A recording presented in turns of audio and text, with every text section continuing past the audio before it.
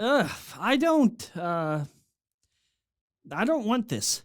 Want daily tech news in a way that doesn't suck? Of course you do! Hit that subscribe button and turn on notifications so you don't miss the next episode. Yo, what's going on, guys? Welcome back to Front Page Tech. Of course, show that gives you all of this tech news from one geek that is me to another that is you. Happy Tuesday. I don't have anything clever to say for the beginning of the show, so here's a puppy.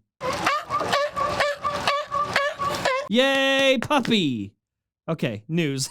All right, so first up for the day, story numero uno, more Apple rumors, more iPhone rumors. It seems like this year, sooner than usual, there's just rumors that we need to get in front of and clear up so your expectations aren't all shot to hell. So you may have seen some speculation going around that the next iPhone will have a glowing Apple logo on the back. Now, what is actually happening here is a little bit of a different story. So Apple has applied for a patent that allows them to use the logo on the back of their devices as somewhat of a notification light, which they're referring to as an adjustable decoration that could respond to events such as incoming communication or perhaps a calendar reminder, aka it's a notification light. Now, even though the patent itself directly references things like cellular telephone calls as part of its description, it doesn't necessarily mean only iPhone. It also includes imagery showing a series of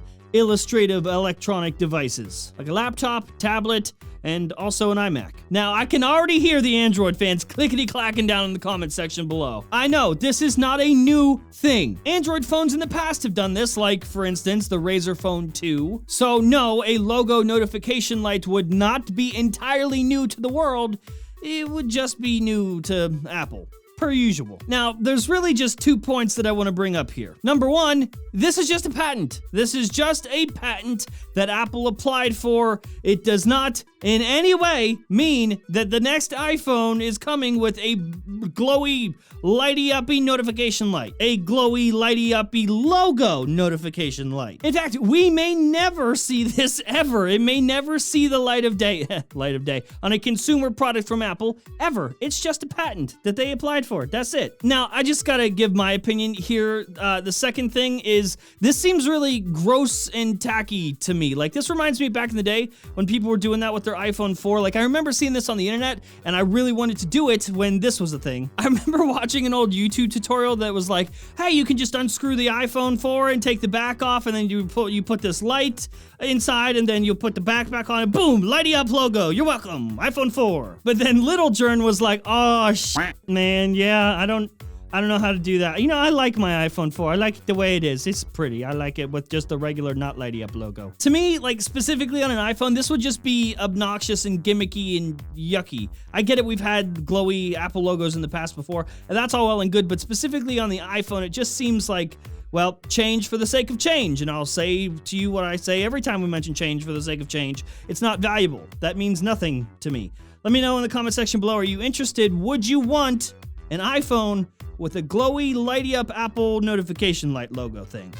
All right, next up, let's talk about the Galaxy S11, something, my friends, that has me quite interested. So we are a math amount of time away from a Galaxy S11 announcement, obviously. But if we got iPhone rumors, might as well have Samsung rumors too. Like, number one, apparently the S11 is going to be equipped with a camera system that incorporates a 108 megapixel camera. Which, before you get too excited, the numbers don't tell the whole story. It's not the megapixels that matters, but hey, 108 of them, cool. It could also have up to 5 times optical zoom. Also cool. It may also include another feature, however, and this is another patent, but this one is from Samsung, so, you know, same rules that every other patent gets. This patent particularly describes a smartphone with an infrared spectrometer on the back. And I know, you're like, what the hell is that?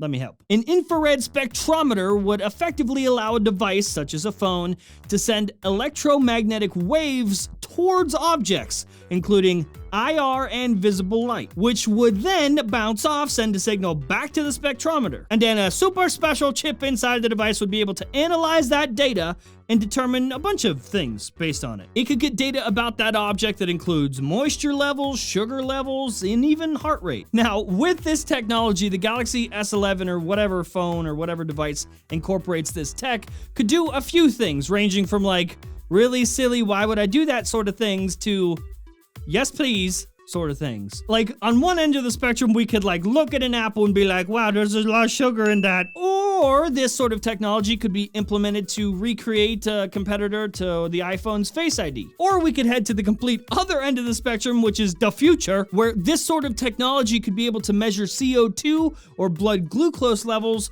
or detect smoke. Now again, just as the last story, this is a patent. This could never happen. Like, they just applied for this and it's in a patent, but we may never see it on a device for Samsung ever, or it could be coming on a future device like the Galaxy S11. Some people are leaning that way, but you know, patent and stuff. Okay, last up, let's talk about iOS 13.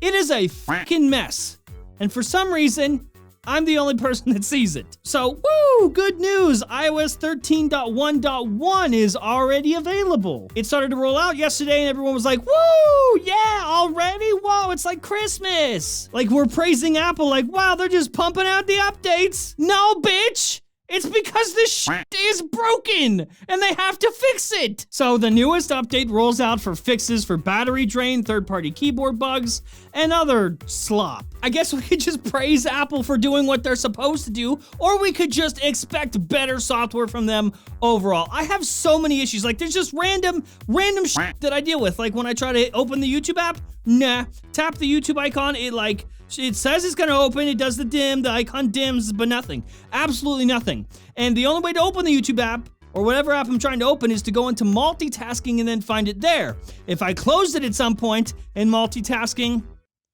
well, fuck me. I even mentioned this on a podcast like last week, and one of the fans tweeted this to me yesterday. The same bug happening to him. YouTube just won't open. I could make a whole list of these. I could make a whole episode just about iOS bugs. Another one is how, like, I'll take a screenshot, I'll crop the screenshot specifically the way I want it to send it to somebody, and I send it to somebody only to find out that it never cropped it in the first place. Just send the whole fucking thing, because who cares? Who cares what I wanted? I wanted to crop it a certain way, but no, sorry, can't happen. And hold up.